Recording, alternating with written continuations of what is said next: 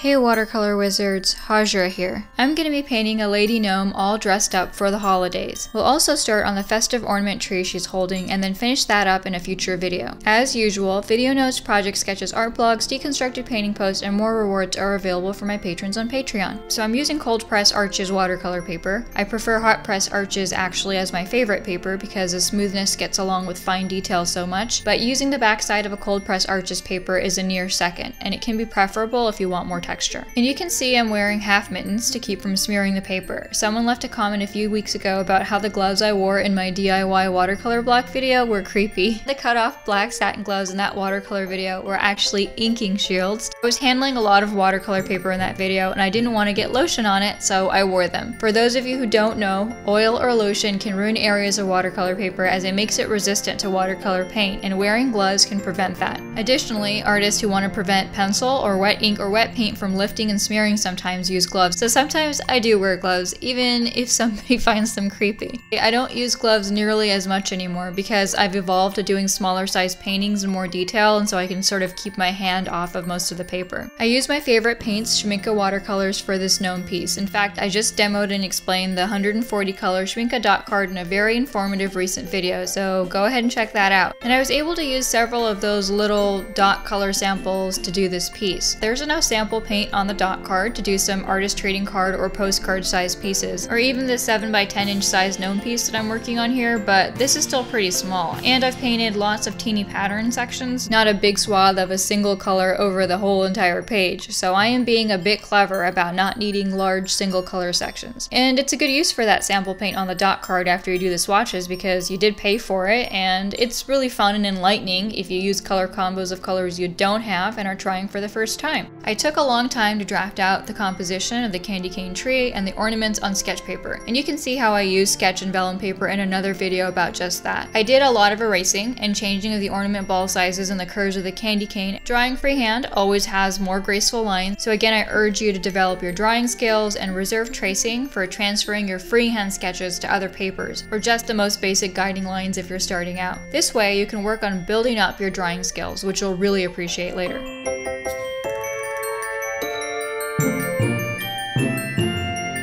You will go faster and become familiar with certain forms with practice, but it's all the same process whether you're a pro or a beginner. Just little adjustments with the pencil and eraser until your eyes are happy. And painting for me is just more drawing, except I draw and adjust with paint and not with pencil. And you can see how long I work on drawing the face in with my watercolor paint and adjusting colors and edges and values until it's built up so I'm happy with what it looks like. Breaking a more complex shape, like a human head, with features down into more simple shapes like little spheres and cylinders will help a lot. There are a lot of little circular forms here. Her head itself is roundish, and each of her plump cheeks is a sphere, so are each of her rounded eyelids, and her nose is also a larger circular shape at the center, with two smaller circles on each side. If I apply the paint in curving circular strokes and then also blend my edges and that curve to where the highlights, it won't look flat. So don't draw a curve and then shade it in a straight line. Maintain a curve in paint that was established in pencil.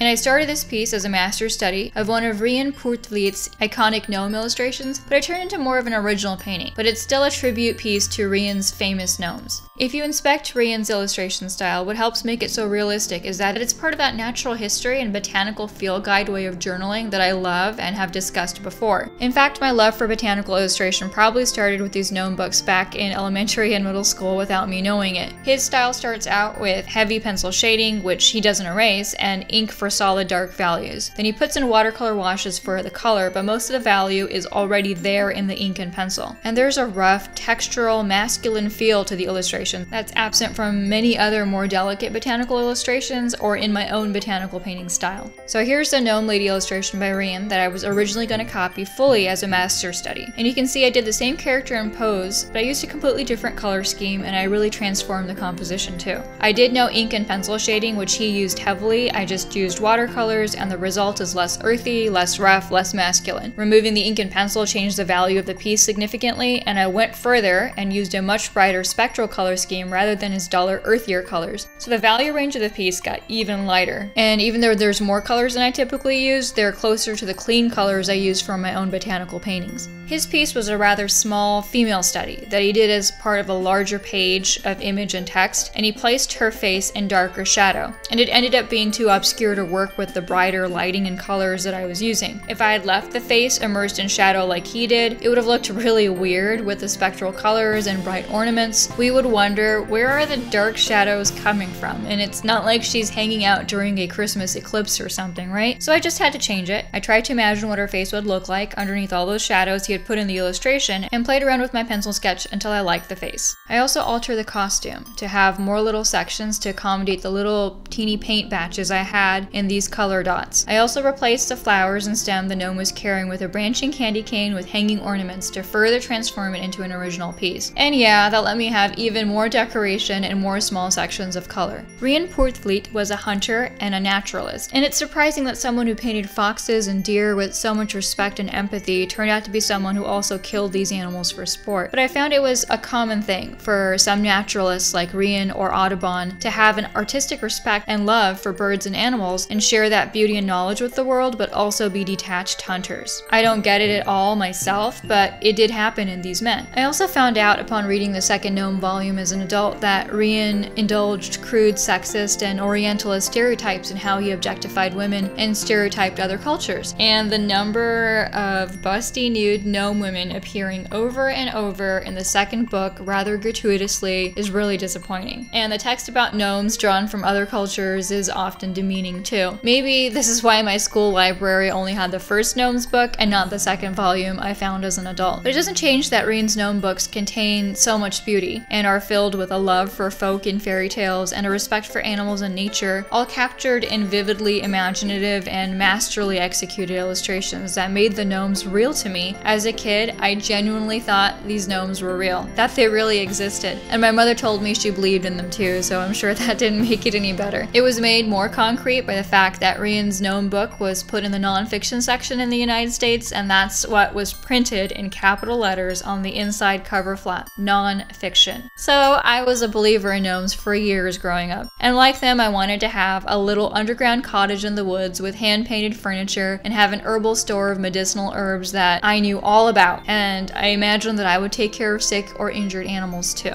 I found Schminke and the less expensive Sennelier pans to be my favorite watercolors because they have a great softness and density and a good range of artist-grade light fast colors. This piece isn't finished yet, and so far I've ended up using a whopping 8 colors, and I won't be adding any more, I think, as I typically employ a limited color scheme of 1 to 6 colors max for ensured harmony. But since these color samples are teeny tiny, I had to use more colors, and I just tried to make sure they all coordinated with each other. And in fact, this full range rainbow color scheme has a name. It's called a spectral color scheme because all the visible colors in the spectrum are used at full brightness. And though it can be too loud in mood and too intense visually, it has been used in children's cartoons and toys and stationery like Lisa Frank, and you probably also saw it in My Little Pony and Care Bears cartoons, and sometimes it's used with a black background to have a more mature and galactic mood. And a recent use of that variation can be seen in the Guardians of the Galaxy movies, which use the spectral color scheme against a backdrop of black outer space. This color scheme was lifted right out of the older comic books with the same characters along with the 80s and 90s Asgardian comic books, all by Marvel Comics. The spectral color scheme has its own special bright and energetic mood, and you naturally wouldn't use it for other moods because it's just too loud and won't conform to more sedate moods. It does make a good color scheme for a holiday piece like this one because even though we think of red and green and gold and silver as the most common winter holiday colors, the use of multicolored lights and ornaments is everywhere, so spectral colors work as well. And to remove any doubt, I do have a striped candy cane thrown in there. Even with the spectral color scheme, there should be a limit to the number and types of colors you use. This is usually 6 bright, true spectral colors. So I used 6 of these types of colors from the primary and secondary color families. I have a red, a yellow, a green, a blue-green, a blue, and a violet. I skipped orange in favor of a blue-green since orange is not one of my favorite spectral colors. And then I added 2 more colors. One was an earth tone, Naples yellow reddish, and one was a neutral color, indigo. The indigo I used as a common shadow color to unite the colors, and it grounded the 6 disparate colors and also subdued them in places. Even a spectral piece can use some quieter color areas to keep it from getting garish, which it can be very easily with so many bright colors. I did not want a Lisa Frank color vibe for this painting, so the indigo shadows helped quiet areas down. And the Naples yellow reddish color was a useful, quick base skin tone,